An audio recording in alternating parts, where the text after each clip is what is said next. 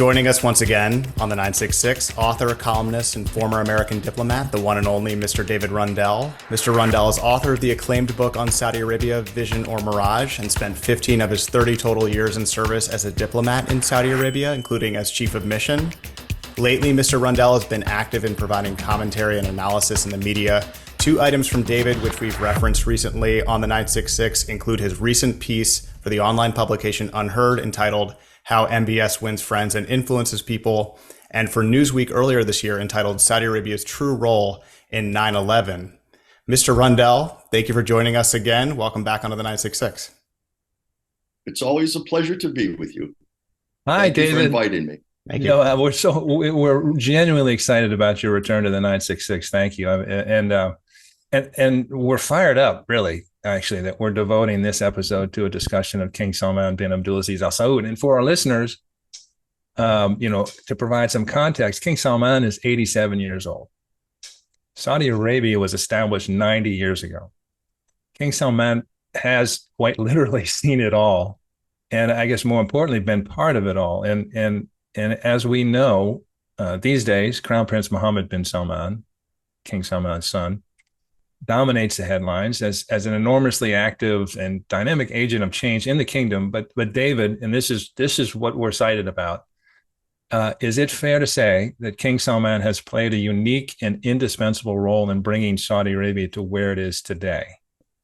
If I reflect on it for a moment, probably some parts of it were indispensable. Yeah, that's a strong word to use, but I think it's probably accurate for part of what he did.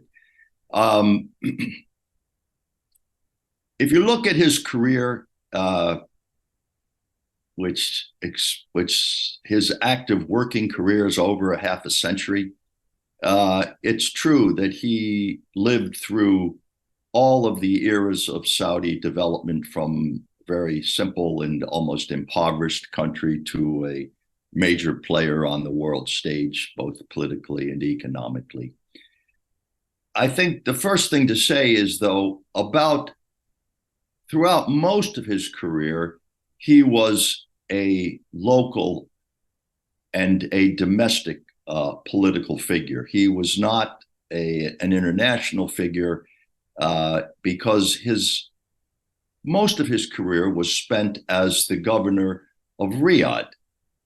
He was the governor of Riyadh for close to 50 years. And during that time, he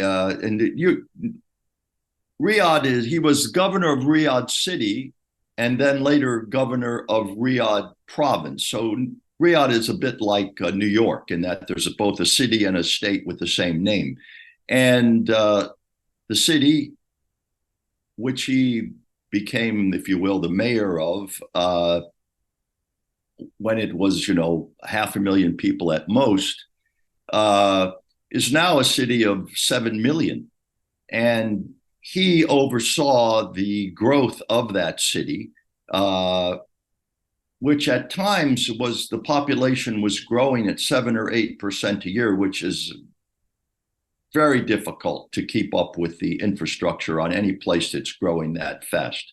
By and large, the telephones, the electricity, the road system, the sewage system, all of those things stayed up to date and are up to date today. And I suppose the crowning glory of Salman's leadership of cities was the Riyadh Metro, which is a multi-billion-dollar project, which is almost complete, which is a connection of subway lines and bus lines that is really going to make public transportation in the city truly world-class in the 21st century. So I think he did a lot there. And he created a system for doing this, which I think reflected his management style. He had something called the Riyadh Development Authority, which has now changed its name slightly, but basically it was an institution which by and large reported directly to him. and which supervised the growth of the city, and this system has now been expanded to other cities throughout the kingdom. So I think the first thing you have to say is that he was a competent governor, first of the city and then of the province. And I can say that as a very junior officer, when I was working on domestic political issues, I used to go sometimes to see to his modulus. And it's no exaggeration that he showed up at work, at 8 o'clock every morning for 50 years. And he had a public audience where any citizen could come and bring their problems and complaints to him. That was typical of all Saudi governors.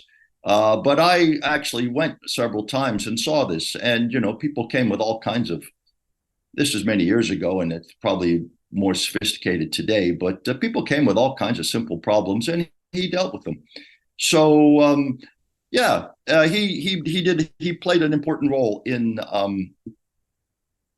as a governor. He also played an important role as a family institution. He was not one of the elder brothers of the so-called Suderi Seven, but he was certainly a well-respected one. And he was given the job of being family disciplinarian. And I think this is well known and well documented that most of the princes live in Riyadh. He's the governor of Riyadh. So it's up to him to deal with miscreant princes. And he did have several jails, actually 3 of them, that where he would put princes who misbehaved. And so he would also not just put people in jail, but he would deal with them in other disciplinary ways. So he was kind of the family disciplinarian, and that was a role that he did, I think, well, and that he had, again, he was respected by the family because of the role that he played there. So I think that was the first thing I would say about his historic role. The second thing I would say about his historic role, which is very important, actually, is that he recognized what a detriment corruption was to economic development. He was not, I wouldn't say that he was a visionary of, what should the economy of Riyadh become. I don't think that he did a lot for infrastructure, but I don't think he had a vision for what the economy of Riyadh should become in the future. But he did have a vision about not having it be a corrupt place. And one of the roles that the Riyadh Development Authority played in managing contracts was to keep them clean by Saudi standards, and really even by any standards. There was not a lot of corruption. It's well known that, King Salman and his sons were not amongst the richest of the Saudi princes. And so this is partly because he was not into graft and corruption, as some members of the royal family were. And this emphasis that he had on the lack of corruption manifest itself. If you look at the Riyadh Metro as kind of the apex of his city management role, I think the events of the Ritz-Carlton are sort of the apex of his anti-corruption campaign. And the idea that they threw people in the Ritz because it was a power grab. I've spoken about this before. There's people say, oh, this was seizing power. No, this was not seizing power. By the time of the Ritz episode, power had already been consolidated. There were no one put in the Ritz was a serious threat to the succession by that point. And it really was about corruption, and it really was about sending a signal that nobody's above corruption, and that we're serious about stopping it. And I think it's fair to say that the king was well aware of who got put in the Ritz. some of those people had done their crimes, or if you will, their malfeasance, whatever, many years ago, and had been out of government for some time. And so they were being called back and asked to pay back some of the money that they had gotten by questionable means. So I think his role in explicitly making, and the other point to make about this is that this anti-corruption campaign that's going on in Saudi Arabia did not just stop at the Ritz.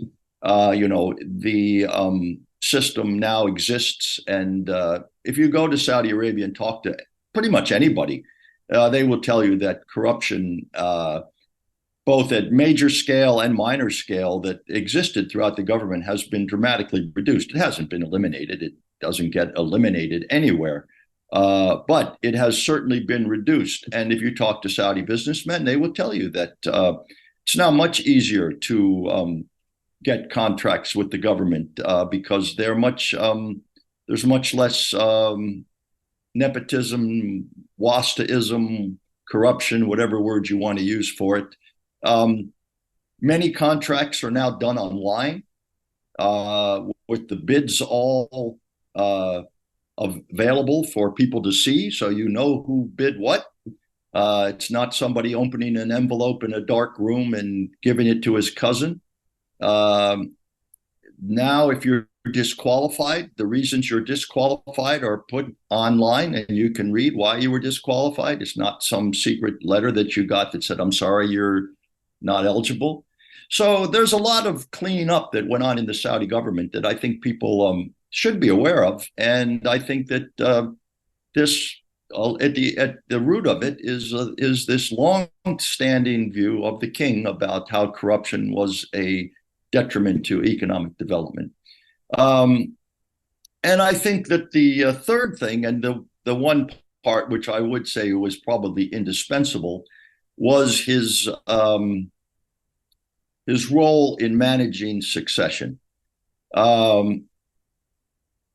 As anyone who follows Saudi Arabia knows, is for 50 years, 60 years, whatever, through 6 or 7 kings, the transition went from brother to brother to brother to half brother amongst the sons of King Abdulaziz.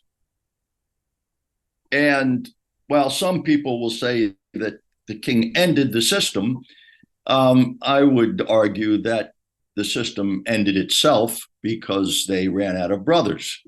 And that can't go on forever. So at some point in time, there was going to have to be a transition to the grandsons of King Abdulaziz.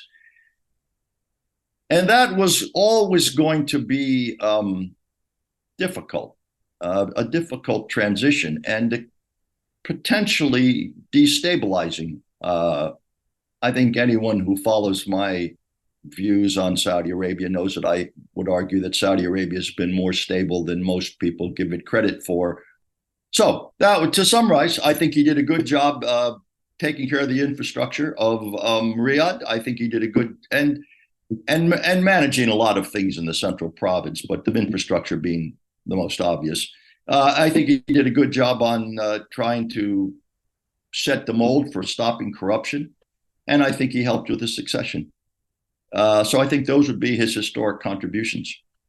So I really want to get your take on something. So you've sort of established that King Salman has been right at the heart of sort of the governing structure. So as you mentioned, he was a governor of Riyadh for almost 5 decades. By the way, he started as deputy governor of Riyadh at 19, the age of 19. So he was immediately put into all this. And in that role, as you say, he's a hardworking, straight arrow, anti-corruption. He also learned to manage. And by the way, this is a plug for David's book. His book is incredible because he learned to manage, and balance. So there's a clerical, tribal, merchant, princely interest, all of these things that you cover in your book. So really expertly, you look at the different sort of constituencies in Saudi Arabia. So he's got to learn to manage all these things. And So he has these skills. But he also lives in a world, a governing world, and you know this better than anybody, David, where essentially everything is stovepiped. So, one part of the family has the defense portfolio, one part of the family has the interior portfolio, another part has the National Guard. And it's not really a cohesive thing. Everybody gets their slice. Everybody gets to, it's essentially, it's not patrimonial, but it's making a lot of different constituencies happy. That's the primary aim of governance. What does Stefan Herzog, plug his book too? He came up with the term of what segmented clientism. It's a rather political science view, but that's what he calls it. In his book. And that's much more eloquent than my stovepipe. But essentially, you have constituencies that needed to be addressed. And there's national policy, but you had to take care of these constituencies. So this is the ruling environment he thrives in.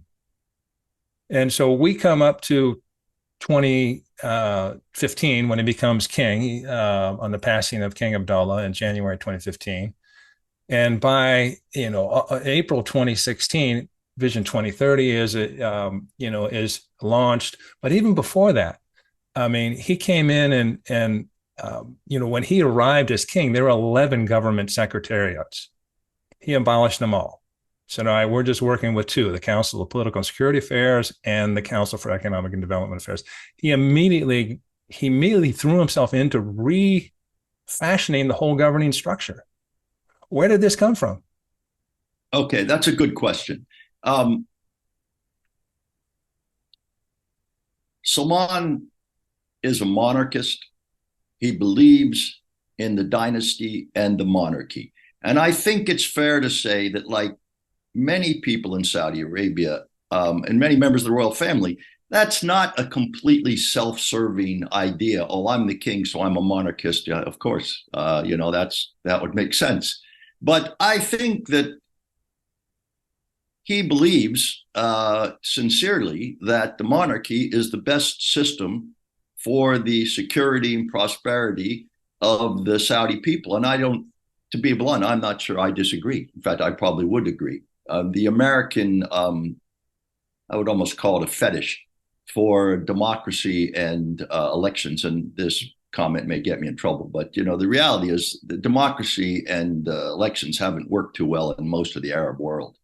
Now, you can come up with 100 reasons for that, but the reality is that it hasn't worked. And I think he believes that the stability, which is ultimately the bedrock of any society if it's going to progress, that the stability of Saudi Arabia is best guaranteed by the monarchy, which created the country in the first place and has held it together.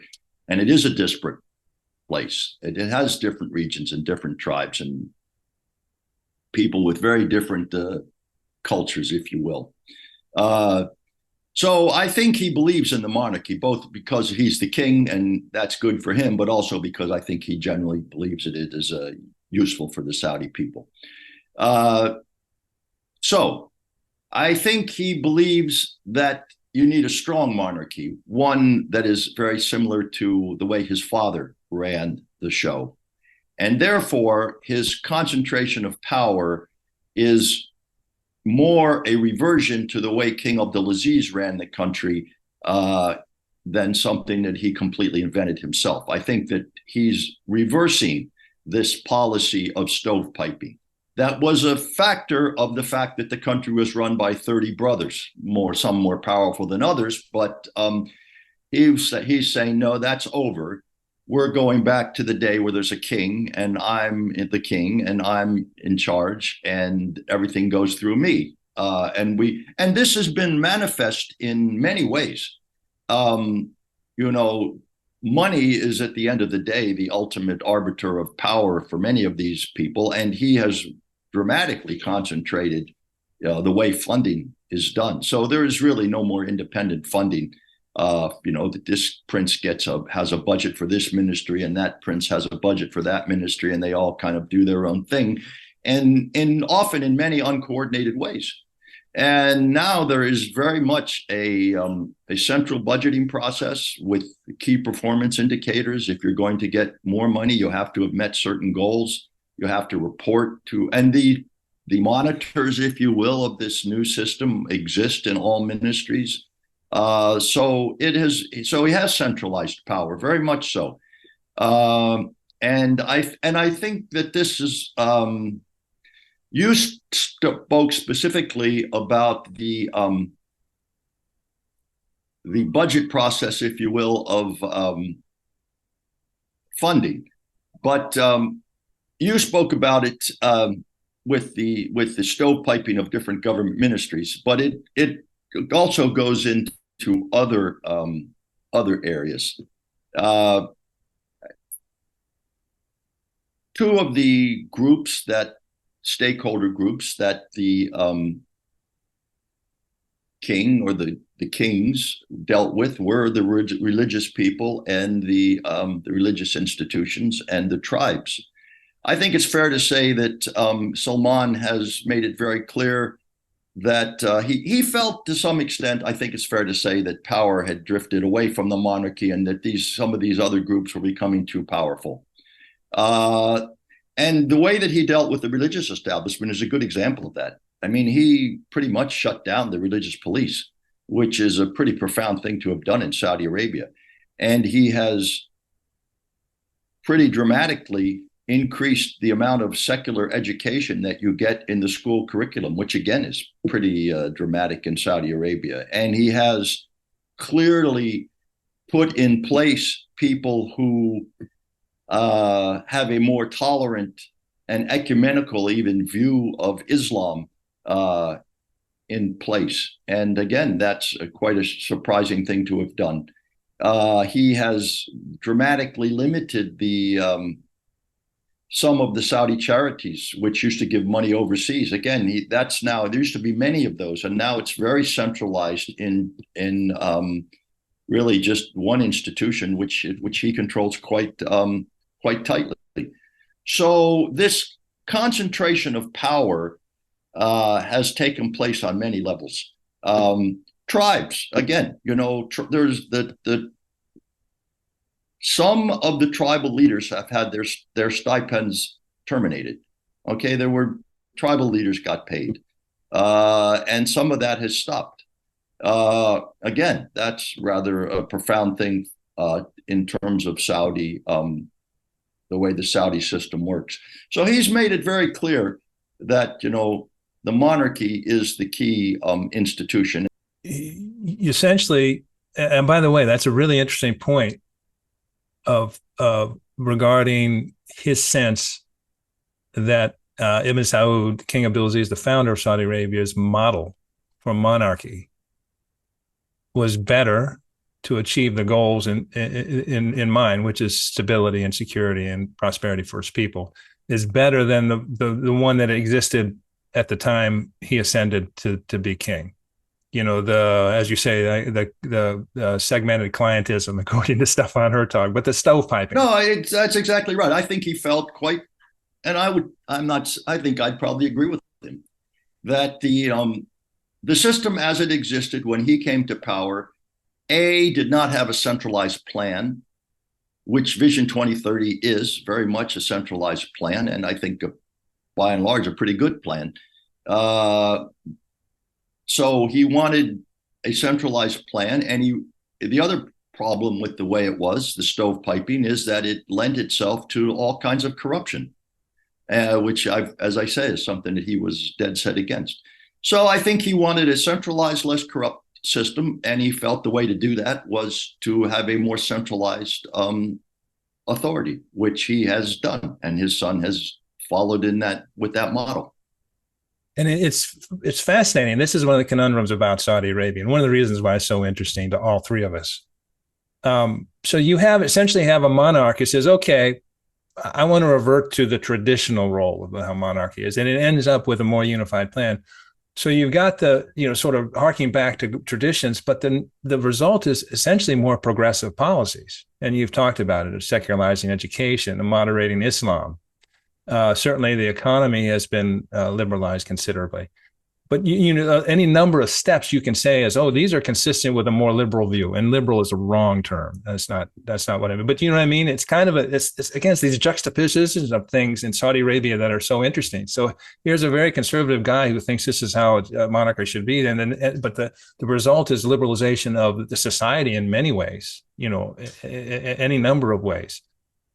No, I think that's true. That's I don't know if irony is the right word, paradox, whatever term you want to use, but it is Saudi Arabia is at, I think you could say it very succinctly, it is more authoritarian. Certainly, power is more concentrated and centralized than it was before, but at the same time, it has become more in line with global norms in terms of the social practices in the country.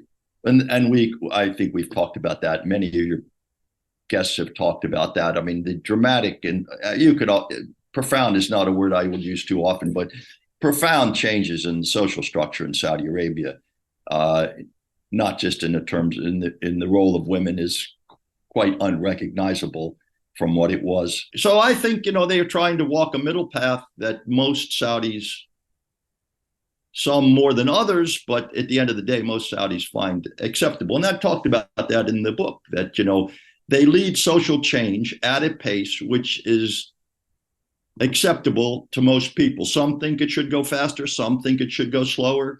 Some think it should go not at all. But they found a way to navigate that. So I would like to pick your brain on something that I think we find interesting. They're looking around, and obviously the sectarianism and the factionalism of Iraq or Lebanon is not attractive. The corruption in Iran and that ruling system is not attractive. Egypt is not attractive. But it's been a fascinating exercise over the last few years to watch Saudi Arabia sort of reconceive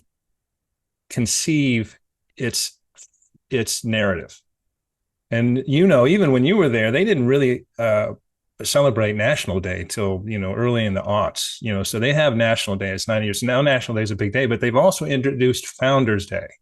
I think nationalism is what's happening in Saudi Arabia, not Arab nationalism, Saudi nationalism, and I think that's right. And I think that it is becoming more important, and people now see themselves as both good Muslims and good Saudis, which I don't think would have been the case, 50 years ago.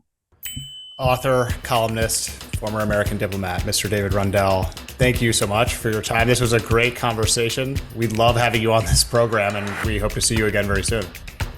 I look forward to talking to you for a few minutes afterwards.